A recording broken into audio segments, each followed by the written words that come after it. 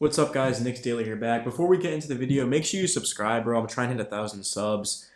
Man, this has been crazy experience, bro. I grew up a big Knicks fan. I've been watching the Knicks my entire life, and I have a YouTube channel that's doing pretty well. It's incredible. But yeah, this is only the beginning, guys, because the Knicks, the next couple of seasons, are going to turn into one of the most promising organizations in basketball. They've been kind of the laughingstock of the league because we haven't really been able to get big free agents. We obviously haven't been to the playoffs very often, but that's all going to change because instead of going out and handing Jalen Brunson $25 million a year, why don't we sign Tyus Jones to a reasonable contract and run Emmanuel quickly? That makes more sense, right? That's what we should be doing. Obviously, Obi Toppin and guys like Miles McBride, and you have players such as Jericho Sims. We're trying to get these guys in the best position possible to develop because we have our picks. I mean, the Knicks have what is it, 6 first-round picks in the next 5 seasons. So, and that's not even to mention this amount of second-round picks that we have. So everything is in play for the Knicks to succeed. But with that being said, we do need to talk about the point guard position because even though I do have faith in Emmanuel quickly being a starting point guard for the New York Knicks,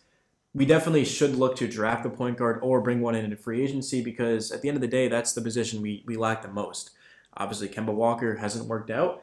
And, of course, Derrick Rose is never on the court healthy. So, I mean, D Rose will be back next season, but we definitely need someone that we can rely on.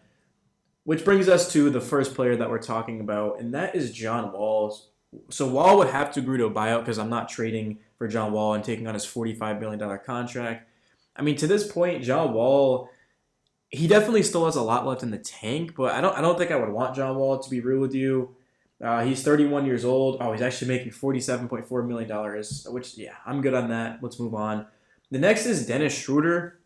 His scoring efficiency is below average each of the past 2 seasons. He definitely hasn't been playing his best basketball.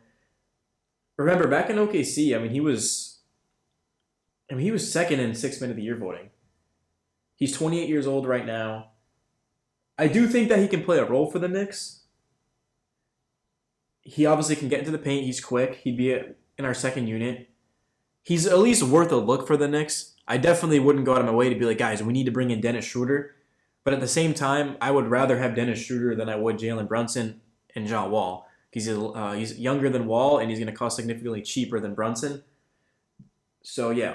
Okay, the next guy we could talk about is DeLon Wright. He backed up Trae Young this season.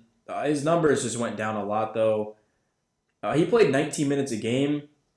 He can obviously defend multiple positions. I mean, he can knock down threes at an above average rate of 38%. He keeps the ball moving. But I don't think he's the right point guard for the Knicks. I personally would just avoid him. So the next one is Russell Westbrook. I think this is pretty self-explanatory. I mean, Russell Westbrook is making $47 million. He will not agree to a buyout, so we'd have to trade for his contract.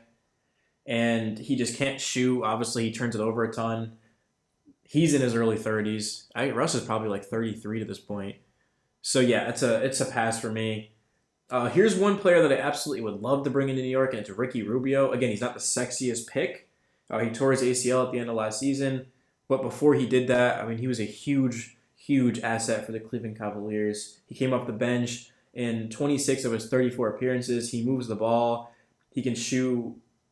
He's not the best shooter, but he's an above average percentage, I guess. I mean, 34 is actually, that's kind of bad, being real with you.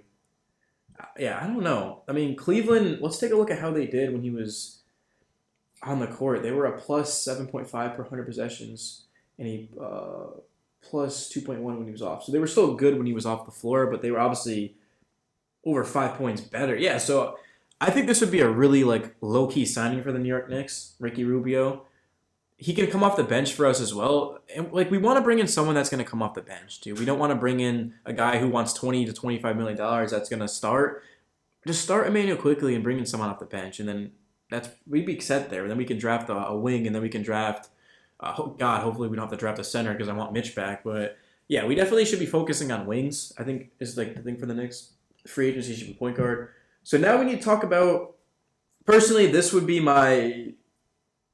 probably my favorite option for the Knicks, and it's Tyus Jones. The Grizzlies went 20-5 without John Morant this season when he wasn't in the lineup. And a huge reason for that was Tyus Jones. Memphis was a solid plus 4.6 points per 100 possessions when Ja was on the floor, but it was a plus 7.8 when he was off, which is, it sounds crazy, but I mean, Ja Morant, he doesn't run an offense like Tyus Jones does. So he's obviously a significantly better player, but the Knicks could benefit tremendously off of bringing in Tyus Jones because now you have a backup point guard who can run an offense. You can even play quickly with Tyus Jones and RJ Barrett if you really want to do that. And then obviously Obi Toppin and Mitchell Robinson would be there with them. I mean, that's a pretty crazy lineup to go with. I would love Tyus Jones. The question for me is like, how much money is he going to want? Because he definitely proved this season that he should be getting a pretty decent chunk of change. Like, you're not going to get Tyus Jones for, what would you guys say? I don't know, but we're definitely not getting him for what, under 10 million a year. I mean, Tyus Jones, just someone's going to give him a bag, bro, because he could be a starting point guard in this NBA. So we've got to realize that he would be a backup for us. So we're going to have to pay him like a starter. But yeah, I would love him. And then obviously Anthony Simons is a restricted free agent. He's not going anywhere. Let's not waste your guys' time there.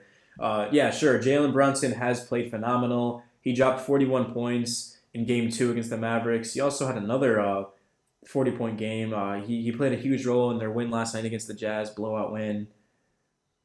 But again, yeah, I mean, Jalen Brunson wants $20 to $25 million a year. The Mavericks are not interested in a sign and trade, so I just don't see any world where he becomes a New York Knick. I don't even really want him on the team at this point. So, again, if we were signing trading Mitchell Robinson, which I don't even think would be good. We need to bring back Mitch, dude. Mitchell Robinson's improving so much, and he's just the anchor to our defense. So him and Toppin is going to be so much fun to watch. But yeah, so obviously, James Harden has a player option. If James Harden does have the Sixers blow a 3-0 lead, I mean, he's a huge reason for that. He could end up leaving, but I don't even want James Harden on the Knicks because he just needs the ball in his hands. James Harden can't do anything without the ball in his hands, and he's kind of slowing down. So, I mean, would I take James Harden? Hell yeah, I would, but I don't think that's the route the Knicks want to go. They should just continue to develop the young guys, lose games, and have their pick, and go from there. So, and once Kyrie Irving isn't coming, if Kyrie Irving went from the Nets to the Knicks, oh my god, dude, that would be the biggest L ever. I would love Kyrie, but that makes no sense. So basically, to kind of reiterate my points, I would love Tyus Jones here. I would love Ricky Rubio. I certainly would take Dennis Schroeder if he wants to be on the second unit because he can attack the paint. And outside of that, that's really it. So the New York, like I said, guys, there's not much flexibility for the Knicks for point guards. Do you want to overpay for Brunson, or do you want to take a player like Rubio, Schroeder, or Tyus Jones, bring him off the bench, start quickly, and see what this kid's got? So it's your boy Knicks Daily. Hopefully you guys enjoyed the video. Like I said, bro, we're trying to hit 1,000 subs ASAP. So if you guys could subscribe, I'd really appreciate it. And I'm going to try to post daily Knicks videos because my name is Knicks Daily. I got to be posting daily, or it doesn't make any sense, bro. I'm going to get back on the grind. But yeah, just been enjoying the NBA playoffs, guys. I'm really looking forward to the team and the draft, and hopefully we can somehow find ourselves into the top 4 and pick up Jaden Ivey. But yeah, until next time, peace.